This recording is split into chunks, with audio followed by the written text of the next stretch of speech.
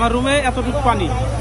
আমি যে এই পানিগুলো সব ওখানে জড়ো হচ্ছে। কারেন্ট নাই, পানি চলাফেরা রাস্তাঘাটের সমস্যা, আমরা কোনো দিকে চলাফেরা করতে পারতেছি না।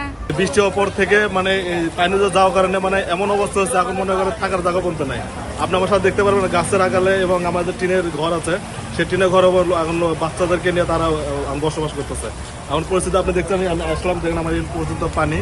তো এই জায়গা হচ্ছে কারণ খাওয়ারও সমস্যা, আর সবচেয়ে বড় যে একটা যে মানুষ যে থাকবে বা থাকার মতো কোনো পরিস্থিতি। এটা হচ্ছে এখানে দেখতে পারতেছেন, এখানে থেকে পানি উঠতেছে। এই পানির কারণে মানুষের অসুবিধা, চলাচল অসুবিধা হচ্ছে সব কিছুতে। তারপরে পচা পানি, নোংরা পানি, এই নোংরা পানির কারণে আমাদের অসুখ বিসুখ হয়তো বা হতে পারে, এরকম বিষয়। তারপরে মানুষের অসুবিধা হচ্ছে অনেক, খাবার দাবার সকাল থেকে মানে খাবার দাবার খাওয়ান নাইকা।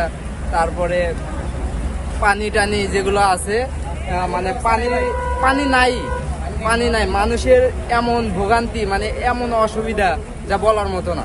গরমে আরাম নিয়ে হবে না হাহুতাশ, ঘুরলে পরে ওয়ালটন ফ্যান বাতাস আর বাতাস। অফিস থেকে আসা থেকে আমার ফ্যামিলির উপর যত কিছু আছে সবগুলো রুমের ভেতরে আছে, আমি কিচ্ছুই বাইর করতে পারিনি।